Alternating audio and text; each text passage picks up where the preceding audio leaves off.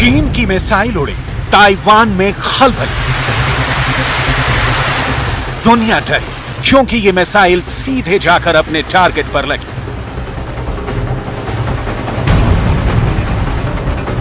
चीन का यह मिसाइल लॉन्च ताइवान अटैक का ट्रेलर है।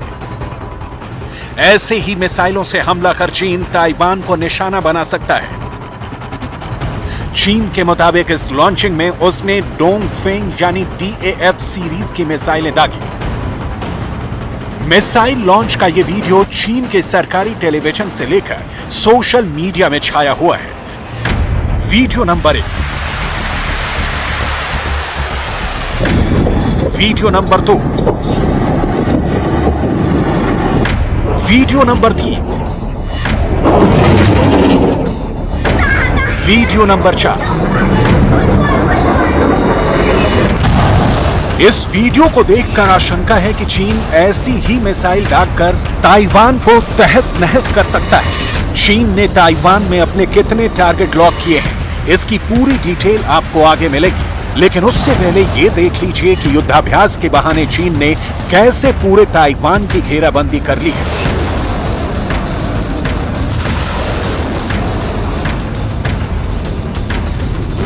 युद्धपोत से लेकर लड़ाकू विमान और चीन के हेलीकॉप्टर ताइवान को घेर कर शोर मचा रहे हैं, दुनिया को डरा रहे हैं, युद्ध की आशंका को बढ़ा रहे हैं। सैन्य ताकत में चीन और ताइवान का कोई मुकाबला नहीं। दोनों देशों में अगर लड़ाई हुई तो ताइवान की ताकत चीन के सामने बौनी साबित होगी। लेकिन इस बात से भी इनकार नहीं किया जा सकता कि ताइवान के पीछे अमेरिका खड़ा है, चीन से जंग की नौबत पर भी अड़ा है। ऐसे में अगर चीन हमला कर देता है तो अमेरिका कैसे ताइवान को बचाएगा? सुपर पावर का सुपर एक्सप्लोसिव डिफेंस प्लान आज इस स्पेशल रिपोर्ट में डिकोड होने वाला है। लेकिन उससे पहले आपको ताइवान में मौजूद उन तमाम टारगेट को दिखा देते हैं जिसे चीन की सेना ने लॉक कर रखा है।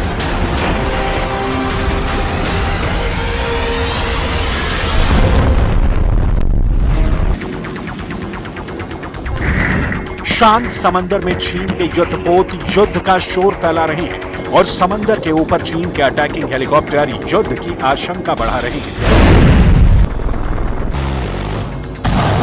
और इन्हीं 6 जोन से चीन की सेना ताइवान पर अटैक करने वाली है,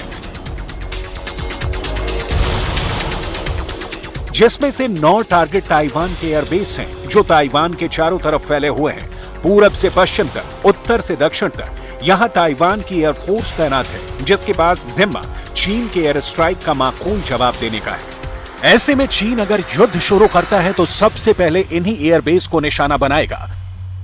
ताइवान छोटा जरूर है लेकिन उसके साइज के हिसाब से ताइवान की वायुसेना बहुत मजबूत है। लेकिन चीन की शक्तिशाली नौसेना ने अभी से उसके नेवल बेस को भी घेर रखा है।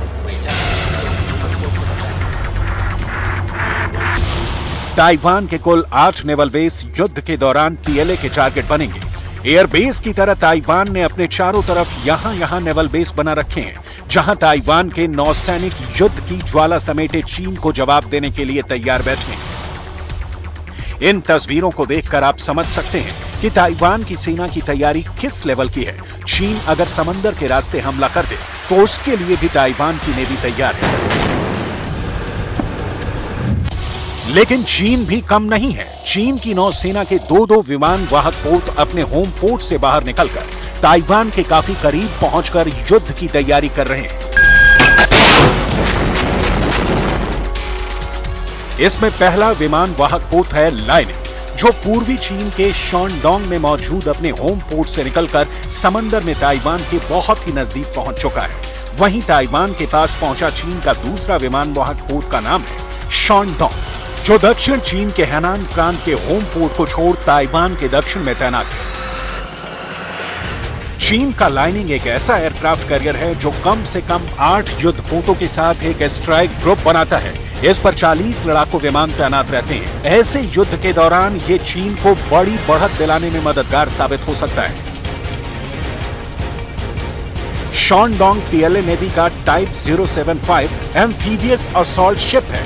चीन का ये ऐसा एयरक्राफ्ट कैरियर है जो स्ट्राइक ग्रुप बनाने वाले और जहाजों और विध्वंसक के साथ घूमता है। शॉनडोंग एक बार में 36 लड़ाकू विमान ले जा सकता है। अमेरिका के इंटेलिजेंस के मुताबिक शॉनडोंग पर चीन ने अपने J-50 लड़ाकू विमान तैनात कर रखे हैं, जो मौका मिलने पर ताइवान में भारी तबाही मचा सकते हैं।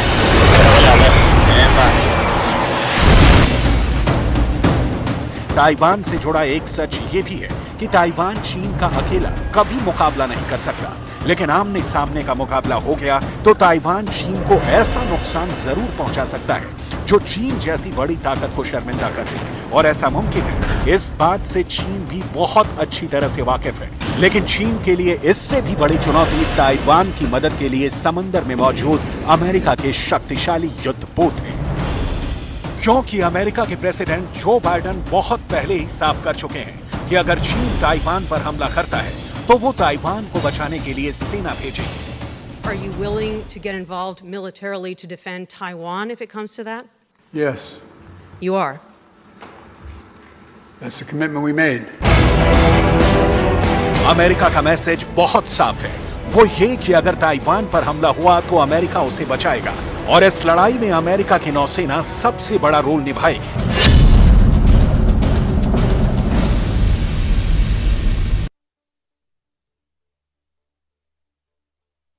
ताइवान को ड्रैगन के बारूदी पंजे से बचाने के लिए अमेरिका ने कहां-कहां अपने युद्धपोत तैनात कर दिए हैं, इसे देख लीजिए। ताइवान के पश्चिम में मौजूद चीन ने युद्धपोतों को रोकने के लिए अमेरिका ने ताइवान के पूरब में अपने 4 युद्धपोत तैनात कर दिए हैं, जिसमें से एक उसका विमान वाहक पोत भी है, जिससे पूरी दुनिया खौफ खाती है। अमेरिका की ये 4 युद्धपोत हैं USS Ronald Reagan, USS Tripoli, USS America, USS Essex. USS Ronald Reagan Taiwan से 890 किलोमीटर दूर फिलीपींस सागर में मोर्चा संभाल लिया है। USS त्रिपोली ताइवान से 768 किलोमीटर की दूरी पर मौजूद है। अमेरिका का तीसरा युद्धपोत USS अमेरिका ताइवान से 1072 किलोमीटर दूर जापान के सासेबो बंदरगाह पर नजर गड़ाए हुए है। वहीं चौथा युद्धपोत USS एक्सेस ताइवान ने 2080 किलोमीटर दूर प्रशांत महासागर में तैनात कर रखा है। देखा आपने ताइवान के पश्चिम से लेकर पूरब तक कैसे बहुत ही खतरनाक युद्ध का स्टेज सज चुका है, जो चीन और अमेरिका के बीच भी जंग करा सकती है। इसकी सबसे बड़ी वजह अमेरिका की नौसेना है, जो दुनिया की सबसे मजबूत नेवी मानी जाती है, जिसकी रेंज और डिप्लॉयमेंट के आगे ना रूस ठहरता है ना ही चीन। खासकर अमेरिका का 7वां बेड़ा, जो अभी पूरी तरह से ताइवान को बचाने के लिए तैयार है।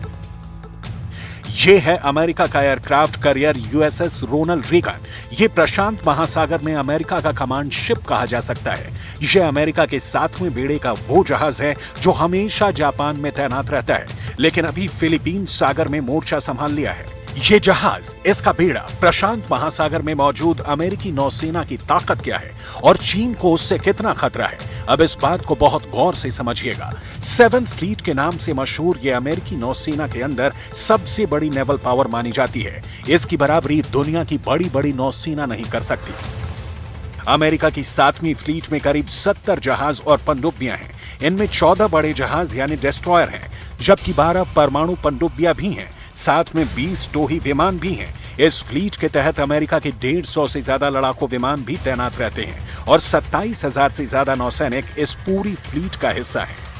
अब ये फ्लीट पृथ्वी पर कितना बड़ा एरिया कवर करती है, या ये कहें कि इसकी डिप्लॉयमेंट कहां-कहां तक हो सकती है, प्रशांत महासागर के अलावा हिंद महासागर में भारत के आसपास तक अमेरिका का 7वां बेड़ा सक्रिय रहता है।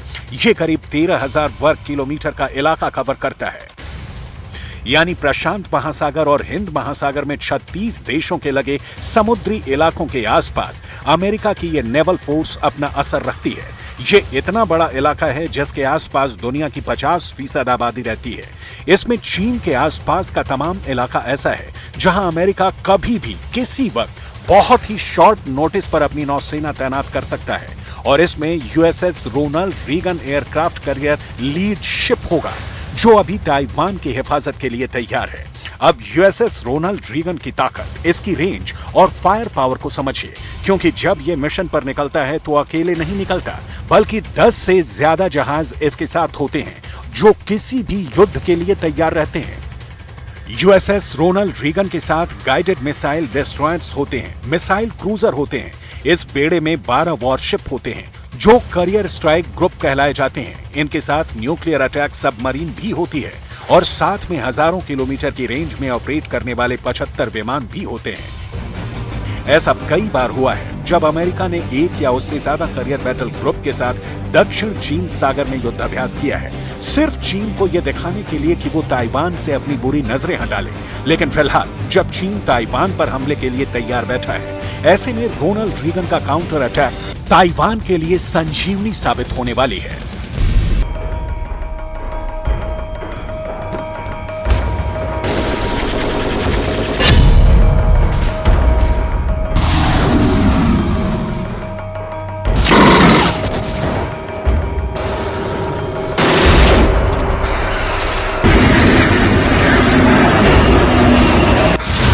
चीन ने अपनी लंबी दूरी की मिसाइल दिखा दी।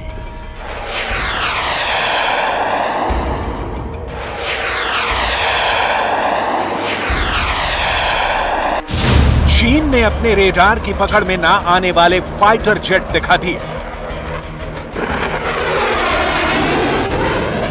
चीन ने अपने एयरक्राफ्ट कैरियर और उससे उड़ने वाले जंगी जहाज दिखा दिए।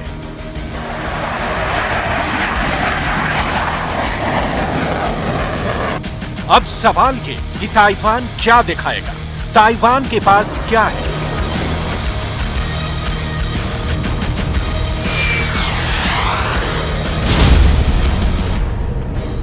क्या ताइवान चीन के खिलाफ छापामार यानी गोरिल्ला युद्ध लड़ने की तैयारी कर रहा है?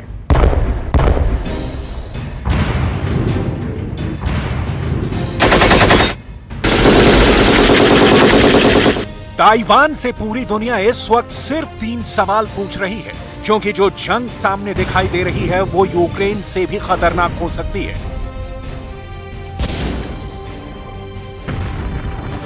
पहला सवाल, चीन हमला करेगा तो ताइवान खुद को कैसे बचाएगा?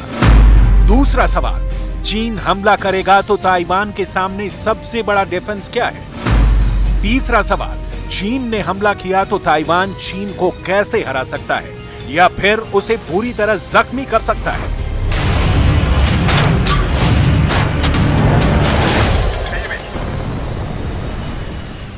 अब इन 3 सवालों को लेकर ताइवान के पास सबसे बड़ा हथियार क्या है, वो हम इस 10 मिनट की रिपोर्ट में आपको बहुत अच्छी तरह समझाएंगे, क्योंकि ताइवान के वॉर सेंटर में अब इस वक्त इसी मुद्दे पर बात हो रही है। ये है ताइवान की पार्कोपाइन स्ट्रेटजी।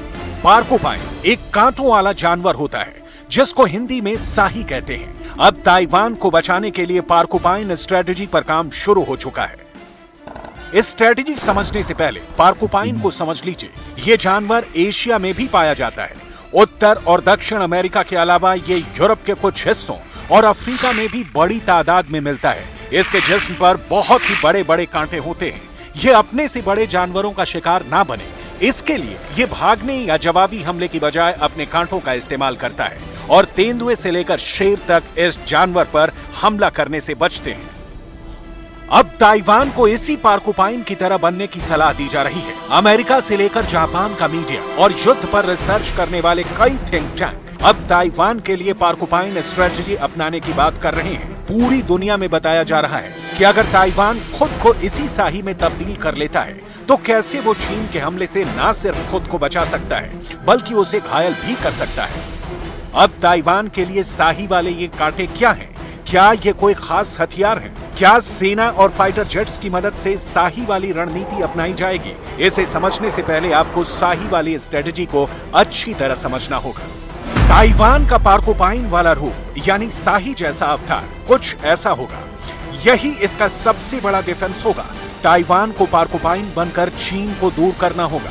ताइवान को अपनी ताकत को कांटे की तरह इस्तेमाल करना होगा ताकि चीन के फाइटर जेट उस पर हमला करें तो आसमान में तबाह हो जाए। अगर चीन मिसाइल से हमला करे तो ताइवान का एंटी मिसाइल सिस्टम उसे खत्म कर दे और समंदर में चीन के जंगी जहाज आगे बढ़े तो ताइवान की पार्कोपाइन स्ट्रेटजी उससे भी पीछे हटने को मजबूर कर दे। इसी डिफेंस प्लान पर अब ताइवान की फौज ने काम करना शुरू कर दिया है, जिससे चीन को भी आगाह होना पड़ेगा। यानी जिस तरह एक तेंदुआ या फिर शेर भी कांटों से भरी साही पर हमला करने में घायल हो जाता है, वही गारंटी ताइवान की पोर्कुपाइन स्ट्रेटजी चीन के खिलाफ देगी। इसके लिए ताइवान को सेना के अलावा छापामार मिलिशिया की जरूरत होगी जो तोपों के साथ भी हमला कर सके। यानी अगर दोनों तरफ के सैनिकों के बीच हाथापाई जैसी नौबत भी आई तो उसके लिए भी ताइवान को पूरी तरह तैयार रहना होगा। ताइवान की सेना में 1,65,000 जवान है, लेकिन उसकी रिजर्व फोर्स 35 लाख की है जो आम लोगों से बनी हुई है। इन सभी को चीन के खिलाफ छापामार युद्ध लड़ने के लिए ताइवान की 1,500 किलोमीटर से ज्यादा लंबी कोस्ट लाइन यानी चारों तरफ तैनात करना होगा ताकि वहां उतरने की कोशिश करने वाली चाइनीज से ये मुकाबला कर सके। चीन की नौसेना और उसकी मरीन फोर्स इस वक्त ताइवान के आसपास 6 जगहों पर तैनात है और लगातार युद्धाभ्यास कर रही है और इसी की आड़ में चीन ताइवान पर हमला करना चाहता है। इसके अलावा ताइवान को चीन की वायुसेना को रोकने के लिए एयर डिफेंस सिस्टम को अलर्ट रखना होगा। ताइवान को चीन की मिसाइल अटैक को काउंटर करने के लिए पैट्रियट जैसे सिस्टम को 24 घंटे एक्टिव रखना होगा। ये आसान नहीं होगा, लेकिन ताइवान के लिए इसके अलावा कोई रास्ता भी नहीं है। ताइवान छोटा देश जरूर है, लेकिन उसके साइज के हिसाब से ताइवान की वायुसेना बहुत मजबूत है। लेकिन चीन की महाशक्तिशाली एयरफोर्स को रोकने के लिए उसके फाइटर जेट फिर भी कम पड़ जाएंगे। हाँ, ये जरूर है कि चीन के किसी भी हमले का जवाब ताइवान शुरुआत में मजबूती से दे सकता है। ऐसा कैसे है, उसका हिसाब किताब बहुत गौर से देखिएगा। बल्कि चीन के जमीनी टारगेट पर हमला भी कर सकता है। ताइवान इन विमानों को भी स्पेशल मिशन एयरक्राफ्ट के तौर पर इस्तेमाल करना चाहेगा। ताइवान के पास अपना बनाया हुआ FC-K Ching-4 लड़ाकू विमान भी है। ऐसे उसके पास 130 फाइटर जेट हैं। FC-K 3 साल पुराना जहाज है, लेकिन ये ताइवान का खुद का बनाया हुआ फाइटर जेट है। ये काफी हद तक F-16 से मिलता हुआ लड़ाकू विमान है, लेकिन इसमें लगे डबल इंजन इसे लंबे मिशन के लिए और कारगर बनाते हैं। इसके अलावा अमेरिका से बहुत पहले लिए गए 5 F-5 टाइगर जेट भी बचे हुए हैं। लेकिन मोटा मोटी यही ताइवान की ताकत है।